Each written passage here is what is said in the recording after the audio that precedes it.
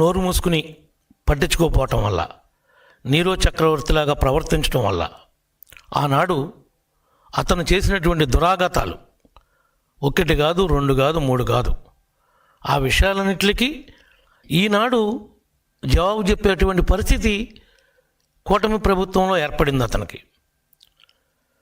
మా నియోజకవర్గంలో కానీ మా జిల్లాలో కానీ ఎక్కడా లేనటువంటి సమస్య ఒక్క అబ్బాయి చౌదరికి ఒకళ్ళిద్దరికే ఎందుకు వస్తుంది అని ఒక్కసారైనా మీరు ఆలోచించారా అని అడుగుతున్నా.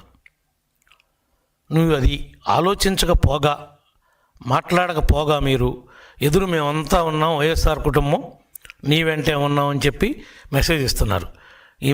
మీకు నిజంగానే వైఎస్ఆర్ కుటుంబం అంతా మీ వెంటే ఉంటే మీరు బ్రౌన్సర్లను ఎందుకు తెచ్చారు, గోండాలను ఎందుకు తెచ్చారు, ఎందుకు మీ తోటలో మీరు కాయలు కోసుకుంటానికి అంత హంగామా ఎందుకు ఏర్పడిందని అడుగుతున్నాను నేను స్ట్రైట్గా. ఈరోజు మీ లెక్కలన్నీ తేలుస్తూ ఉంటున్నావు, మేమేం చేసామని లెక్కలు తేలుస్తావు, ఏమీ చేయకుండానే మా లెక్కలన్నీ గతంలో తేల్చారు మీరు ఉత్తి పుణ్యానికే. ఏ పాపం తెలియకోకుండా ఉన్నవారికి మామూలుగా ఒక గుడికి వెళితే కూడా గంజాయి కేసు పెడదామని ప్రయత్నం చేశారు.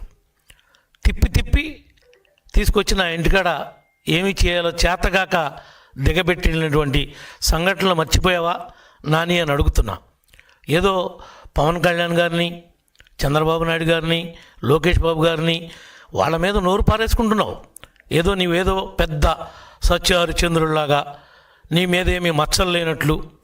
కనీసం నీ భార్యను కూడా కేసులు ఇరికిచ్చావు నువ్వు చేసిన తప్పుడు పని వల్ల, నువ్వు చేసిన దోపిడీ వల్ల. నువ్వు ఇన్స్పెక్టర్ బెయిల్ తెచ్చుకునేది వరకు నువ్వు ఎక్కడికి పారిపోయావు నీకు తెలీదా? కేసులు పెడితే పెట్టండి అని అంటున్నావు ఏంటి? తప్పు చేసిన వాడు తప్పనిసరిగా చట్టం ముందు, న్యాయస్థానం ముందు ముద్దాయిగా నిలబడాల్సిందే.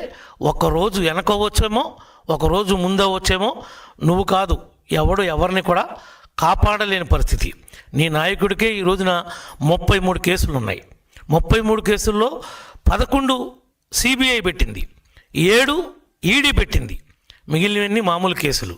ఈ కేసులన్నీ కూడా మీ నాయకుడు దాచేస్తే వచ్చినటువంటి కేసులు. మా మీద పెట్టిన కేసులు, మా నాయకుడి మీద పెట్టిన కేసులు పెట్టుడు కేసులు.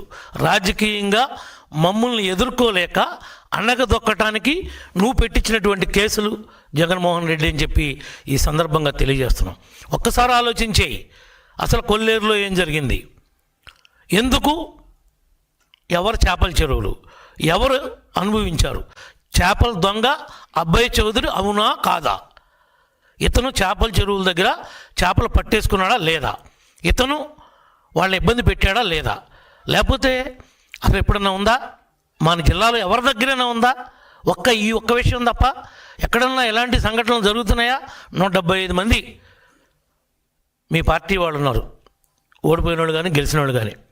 ఎక్కడా లేనటువంటి విచిత్రమైనటువంటి సంఘటన దెందులూరులోనే ఎందుకు జరుగుతుంది అని అడుగుతున్నా. ఆ ప్రశ్నకు సమాధానం చెప్పండి. మీ కారుమూరి నాగేశ్వరరావు ఎక్స్ మినిస్టర్ ఉన్నాడు, అడగండి వాస్తవం ఏంటో.